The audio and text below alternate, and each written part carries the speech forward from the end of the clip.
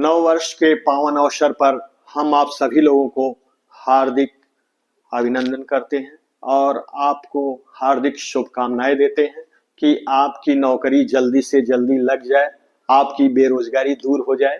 आज साल का पहला दिन है। आज साल के पहले दिन धमाकेदार 2 वैकेंसीज आई हैं। एक वैकेंसी पे हमने चर्चा कर लिया है।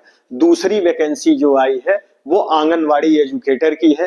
आंगनवाड़ी एजुकेटर के बारे में भी लोग काफी कमेंट्स करते थे कि आंगनवाड़ी एजुकेटर की जगह कब आएगी, लेकिन हम लोग सच्चे तरीके से, सही तरीके से इसलिए नहीं बता पाते थे क्योंकि पोर्टल पे अभी नहीं आई थी। लेकिन आज साल के पहले दिन वो पोर्टल पे दिखने लगी, इसलिए हमने सोचा कि आपको अब अवगत करा दिया जाए। आंगनवाड़ी एजुकेटर के बारे में सबसे बड़ी भ्रांति लोगों के दिमाग में ये बैठी रहती है कि आंगनवाड़ी एजुकेटर केवल महिला के लिए है, लेकिन ऐसा नहीं है। आंगनवाड़ी एजुकेटर की जो पोस्ट है उस पे महिलाएं भी आवेदन करेंगी और पुरुष भी आवेदन करेंगे। दोनों लोग आवेदन करने के लिए पात्र हैं। वास्तव में जो ग्राम सभा में पहले से आंगनवाड़ी कार्यकर्त्री या सहायिका की पोस्टिंग है वो महिला सीट है, यानी आंगनवाड़ी कार्यकर्त्री और आंगनवाड़ी सहायिका, ये 2 पोस्ट ऐसी है जिसपे केवल महिलाएं ही पोस्टिंग हो सकती हैं, इस पे पुरुष नहीं हो सकते। आंगनवाड़ी सहायिका और आंगनवाड़ी कार्यकर्त्री, ये 2 पोस्ट ऐसे हैं, ये केवल महिलाओं के लिए आरक्षित हैं। लेकिन जो ये आंगनवाड़ी एजुकेटर की पोस्ट आई है ये महिलाओं और पुरुषों दोनों के लिए है, यानी इसमें महिला भी फॉर्म भरेंगे और पुरुष भी फॉर्म भरेंगे। तो इसलिए आप लोग अपने दिमाग से इस बात को निकाल दीजिएगा कि आंगनवाड़ी एजुकेटर की पोस्ट केवल महिलाओं के लिए है। ऐसा नहीं है, महिलाओं के लिए भी है और पुरुषों के लिए भी है। दोनों लोग आवेदन करेंगे आंगनवाड़ी एजुकेटर के लिए। ये जो पद निकला है कार्यालय जिला बेसिक शिक्षा अधिकारी कार्यालय के अंतर्गत निकला है, यानी बीएसए ऑफिस के थ्रू इसकी नियुक्ति की जाएगी। इसकी नियुक्ति जो होगी वो ग्राम पंचायत लेवल पे होगी। पहले पद के बारे में हम लोग संवाद करते हैं। आंगनवाड़ी एजुकेटर पद का नाम है। इसमें स्नातक में होम साइंस होना चाहिए। अगर मान लीजिए स्नातक में होम साइंस नहीं है तो आपके पास डीएलएड होना चाहिए। डीएलएड भी नहीं है तो आपके पास बीटीसी होना चाहिए। आपने बीटीसी भी नहीं किया है तो आपने डीएड किया हो। आपने डीएड भी नहीं किया है तो आपने एनटीटी किया हो, यानी इसमें से कोई एक डिग्री आपके पास होनी चाहिए। बीए होम साइंस या डीएलएड या बीटीसी या डीएड या एनटीटी। एनटीटी कहते हैं नर्सरी टीचर ट्रेनिंग कोर्स को, डीएड कहते हैं डिप्लोमा इन स्पेशल एजुकेशन को। अर्थात 2 वर्ष का कोई भी आपने शिक्षा से संबंधित डिप्लोमा कोर्स किया है तो आप आंगनवाड़ी एजुकेटर का फॉर्म भर सकते हैं। इसमें वेतन है 10,313 रुपया। पद संख्या है 169। दूसरे प्रकार का जो पद है वो इंजीनियरिंग एंड वर्कशॉप ट्रेनर्स के लिए है। इसमें आईटीआई मांगी गई है।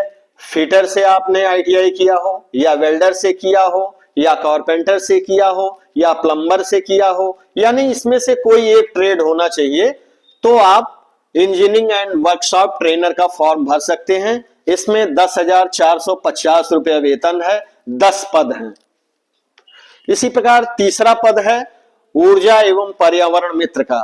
ऊर्जा एवं पर्यावरण मित्र के लिए आईटीआई आपने इलेक्ट्रिकल से किया हो या इलेक्ट्रॉनिक्स से किया हो, दोनों में से किसी एक ट्रेड से किया हो तो आप फॉर्म भर सकते हैं। आपने इलेक्ट्रीशियन से भी आईटीआई किया है तो भी आप आवेदन कर सकते हैं। इसमें वेतन है 10,450 रुपया। पद संख्या है 10। इसी प्रकार चौथे प्रकार का पद है गृह एवं स्वास्थ्य मित्र। इस पद का नाम है गृह एवं स्वास्थ्य मित्र। इसमें बीए होम साइंस होना चाहिए। अगर आपने बीए होम साइंस नहीं किया है तो आप आईटीआई किए हों सिलाई कढ़ाई से या आपने आईटीआई किया है फैशन डिजाइनिंग से, यानी फैशन टेक्नोलॉजी से भी अगर आपने आईटीआई किया है तो आप ये फॉर्म भर सकते हैं गृह एवं स्वास्थ्य मित्र के लिए। इसमें वेतन है 10,450 रुपया। पद संख्या है 10। इसी प्रकार 5वां पद है कृषि बागवानी अनुरक्षक। कृषि बागवानी अनुरक्षक में बीएससी एजी मांगा गया है, यानी बीएससी कृषि से अगर आपने स्नातक किया है तो आप ये फॉर्म भर सकते हैं। 10,450 रुपया वेतन है, 9 पद टोटल हैं इसमें कृषि बागवानी अनुरक्षक में। वास्तव में आंगनवाड़ी एजुकेटर को लेकर के लोगों में काफी उत्सुकता थी। ये भर्ती काफी दिनों से बहुप्रतीक्षित थी, लेकिन एजेंसी का सिलेक्शन नहीं होने की वजह से काफी विलंब हुआ। इसका जो पहले एडवर्टीज आया था वो तकरीबन 3 महीने पहले आया था, लेकिन वो पोर्टल पे अभी भर्ती नहीं आई थी। पोर्टल पे भर्ती अब आई है। आप लोग ये तय कर लीजिए कि वास्तव में ये जो आंगनवाड़ी एजुकेटर का पद है ये महिला और पुरुष दोनों के लिए है, इसीलिए हमने बोर्ड पे बड़ा बड़ा लिख दिया है महिला / पुरुष दोनों। ये जो फॉर्म है ये कैसे भरा जाएगा इसके बारे में भी हम लोग चर्चा कर लेते हैं। ये फॉर्म सेवायोजन पोर्टल से ही भरा जाएगा। पहले आप सेवायोजन पोर्टल पे रजिस्ट्रेशन करेंगे, इसके बाद आप आवेदन करेंगे। सेवायोजन पोर्टल पे रजिस्ट्रेशन करने के लिए जो आवश्यक दस्तावेज होते हैं वो शैक्षिक योग्यता है। आपकी सारी शैक्षिक योग्यता का डिटेल होना चाहिए। आपके पास आरक्षित वर्ग में अगर आप हैं तो आपके पास जाति प्रमाण पत्र होना चाहिए। अगर आप आरक्षित वर्ग में नहीं है, सामान्य वर्ग में है, तो जाति प्रमाण पत्र की कोई आवश्यकता नहीं है।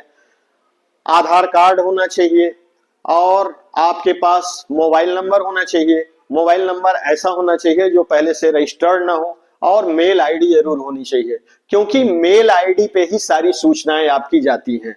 इवन देन आपको जब डॉक्यूमेंट वेरिफिकेशन के लिए बुलाया जाएगा तो भी आपके मेल आईडी पे ही सूचना जाती है। तो अगर आप ऐसा मेल आईडी डालते हैं जो आप नहीं देख पाते हैं या वो एक्टिव नहीं है तो आप सूचना से वंचित रह जाएंगे। इसलिए आप वही मेल आईडी डालिएगा जो मेल आईडी आपने एक्टिव रखी है, क्योंकि वो जो सूचना होगी माने जो आपके डॉक्यूमेंट वेरिफिकेशन के लिए बुलावा पत्र आएगा वो आपके मेल पर ही आएगा।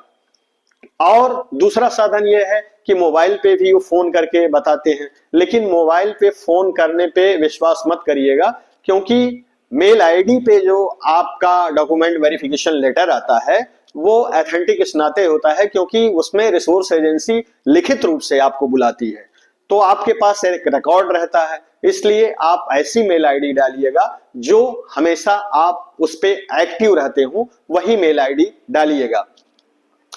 ये वास्तव में जो भर्ती निकली है वो बाराबंकी जिले के लिए है, लेकिन याद रखिए ये हर जिले में भर्ती आने वाली है। और जितने भी उत्तर प्रदेश में 75 जनपद हैं, 75 जनपद में ये भर्ती आएगी और 75 जनपद में नियम कानून एक ही होंगे। यानी जो भर्ती का प्रोसेस है वो ऐसा नहीं है कि बाराबंकी में अलग होगा, बस्ती में अलग होगा, गोरखपुर में अलग होगा, देवरिया में अलग होगा, ऐसा नहीं है। भर्ती का जो प्रोसेस है वो सारे जिलों में एक ही होगा।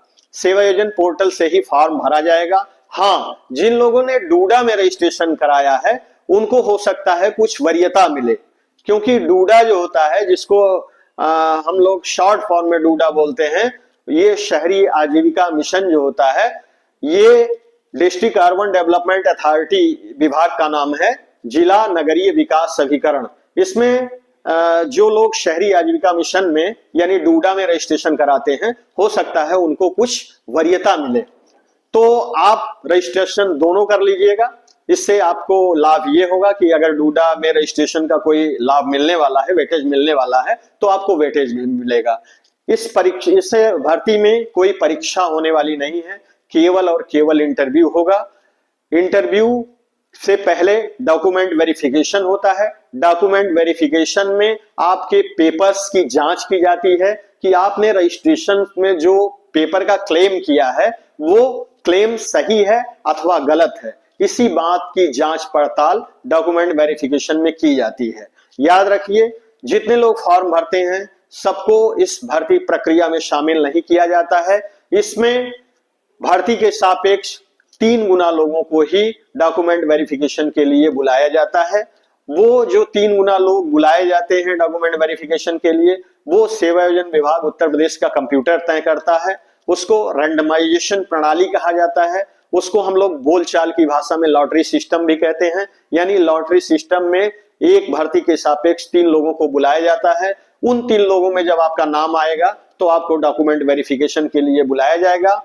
आप हमेशा अपना मेल चेक करते रहिए, मेल पे ही भर्ती की सूचना आएगी, यानी मेल पे ही डॉक्यूमेंट वेरिफिकेशन की सूचना आएगी। इस फॉर्म भरने का जो लास्ट डेट है वो 16 तारीख है।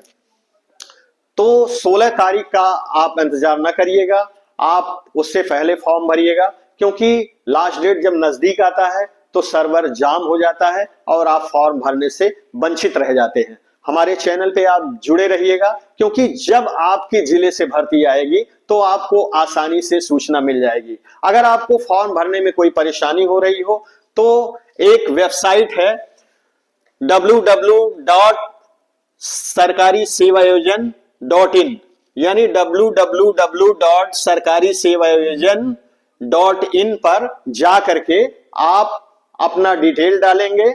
आप डिटेल जब डाल देंगे तो जो सपोर्ट टीम है वो आपको टच करेगी, आपसे कांटेक्ट करेगी और आपको फॉर्म भरने में क्या असुविधा हो रही है आपके समस्या का निराकरण करेगी। अगर आपको ये जानकारी अच्छी लगी हो तो चैनल को सब्सक्राइब करिएगा, लाइक करिएगा और इसको दूर दूर तक शेयर करिएगा, जिससे आने वाले समय में जब आपके जनपद से ये भर्ती निकले तो आपको सूचना आसानी से मिल सके। धन्यवाद।